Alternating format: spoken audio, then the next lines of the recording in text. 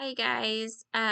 Sorry I'm late with my post this week. I had great ambition to get ahead of things um over the last week, and somehow I found myself a little bit farther behind than usual. I guess, end of school year, I'm resource and inclusion, so tons of ARDs. I think we have an ARD every day this next coming week, and kids' school schedules and just wrapping up the end of the year type stuff. But I just wanted to apologize for being late with my post today.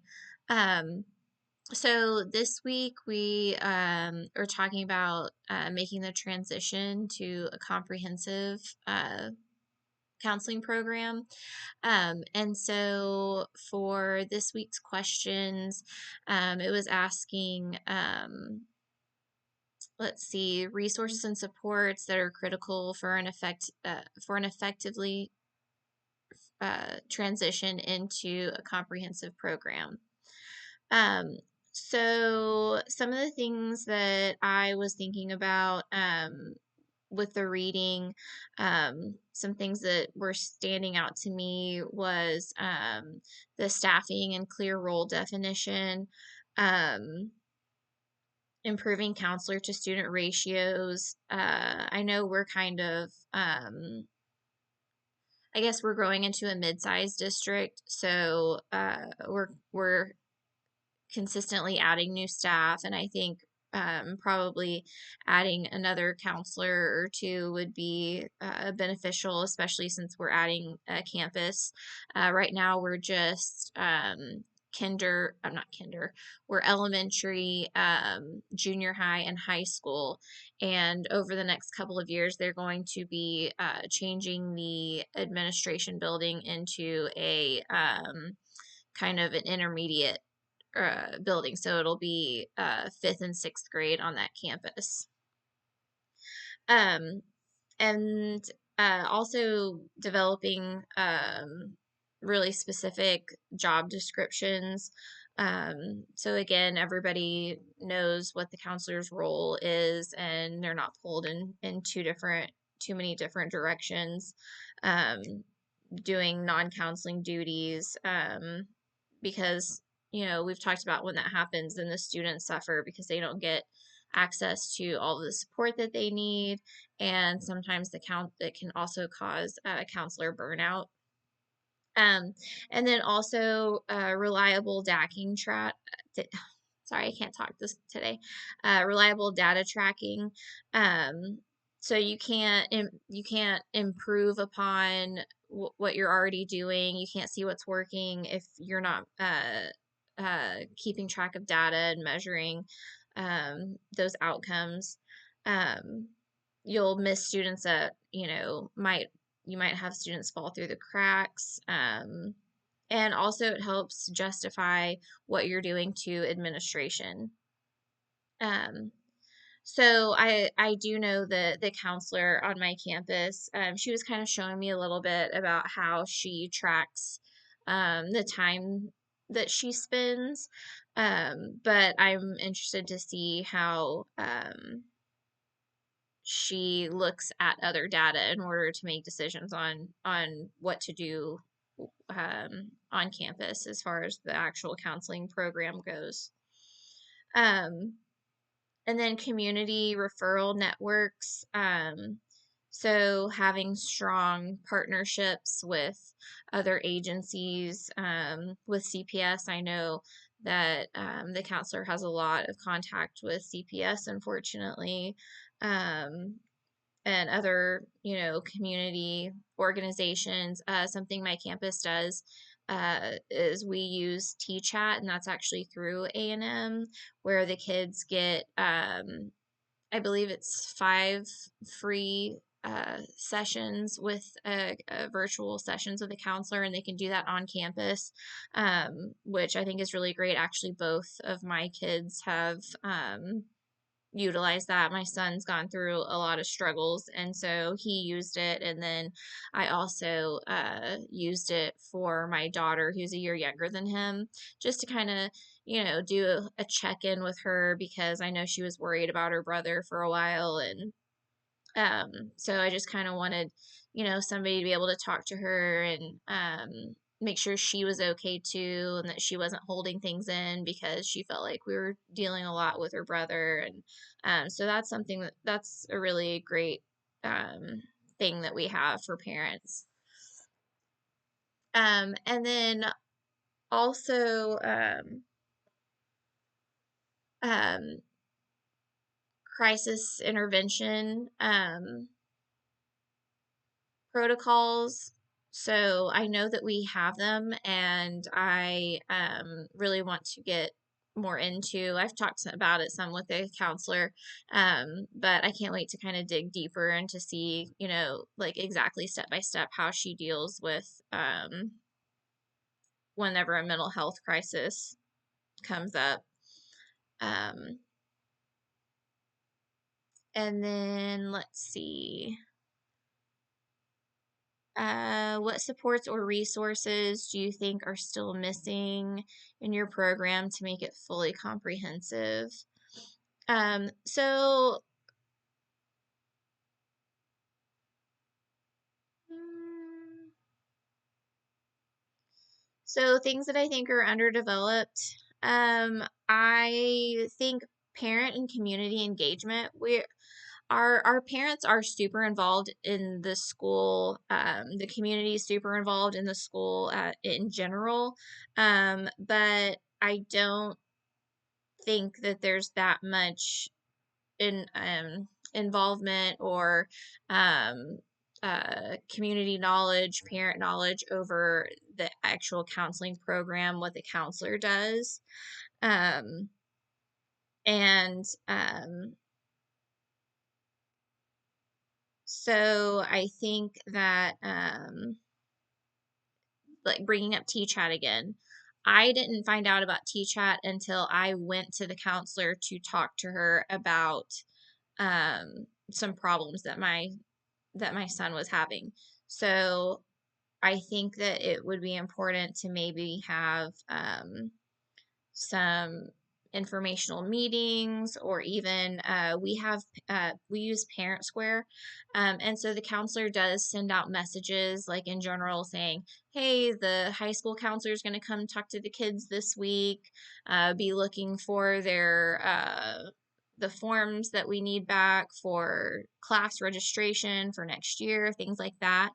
But I think that maybe it would be good to have some sort of regular newsletter or communication, just reminding parents what's available to them, because some parents may not come to the counselor to let them know that their child is struggling, um, because they don't know what resources are available.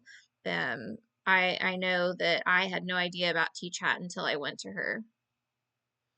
Um, and then diversity and equity resources.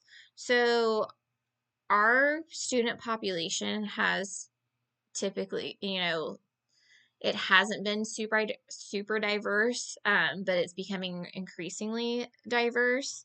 Um, and I think we're really lacking in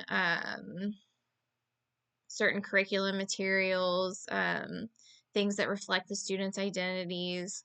I think, we've talked about like doing specific things, celebrating cultures just once a month or something like that, and how that's not enough. And I think that's kind of what all that my district's really doing right now. And so we really need to, it doesn't matter how small the, what am I trying to say? It doesn't matter how small the populations are of divert or of certain cultures, you still need to make sure that they're um, represented and feel included, even if there's, if there's only two um, students from a certain background or culture, you still need to make sure that they feel important and that they feel represented. Um, so yeah, translated materials, and more curriculum materials, just more awareness, training for counselors and teachers, so that they can make sure that they're being um, more intentional and active in making sure that students are feeling seen and represented. Um, and then one of the things also I was thinking about was preventative programming. So in middle school, there's not typically very much classroom guidance lessons anymore. That seems to be mainly at the elementary campus. I know that our counselor there does a ton of that kind of stuff. Um, so I think maybe having some more classroom guidance lessons. I know every once in a while, the counselor will schedule a speaker to come in, which is really great. And I've gotten a lot of feedback, even from my own kids, really enjoying those speakers coming in. So, and I know that sometimes that might cost money, but I think doing that more because I know we haven't done that this year. Um, so, yeah, just I think more classroom guidance lesson speakers to be preventative. Um, More programs, having the kids be involved in talking about um, and maybe presenting even themselves some research on the effects of bullying, things like that. Um, so then, um, what are why are they necessary? What do you think the implications? Um, so I think I kind of covered why they were necessary already. Um, So if you don't have, going back to parental and community engagement, um, I think, when everybody's working together and knows what's happening and knows what resources are available to them, then you can really work as a unit. The counselor's not this separate thing, and then the parents over here.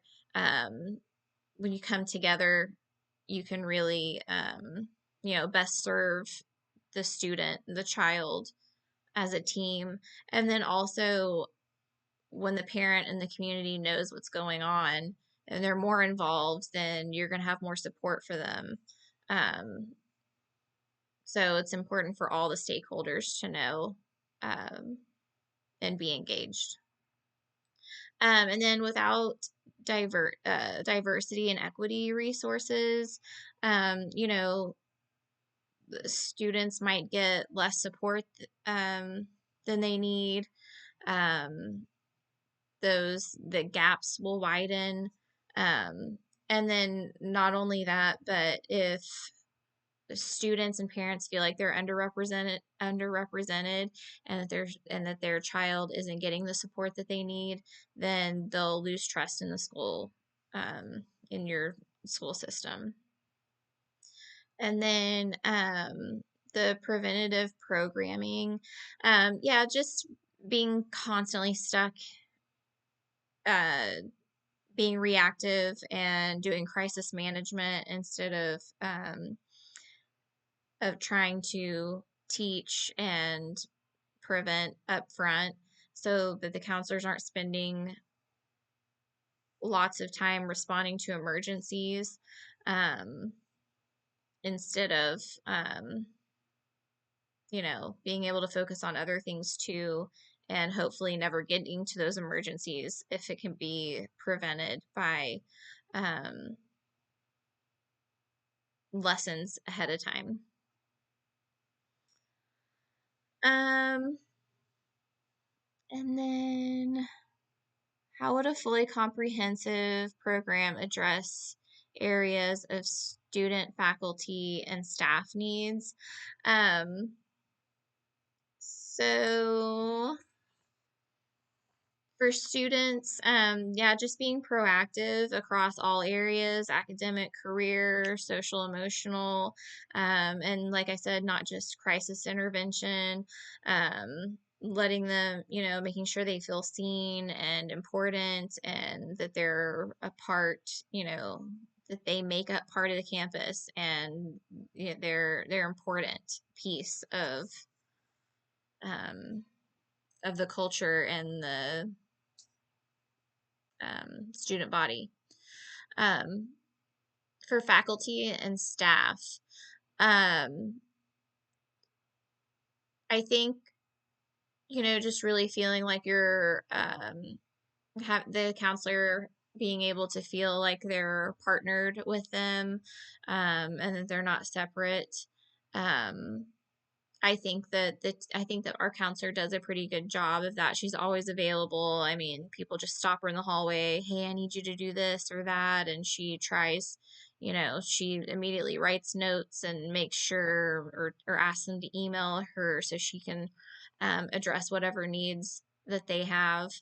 Um, and then I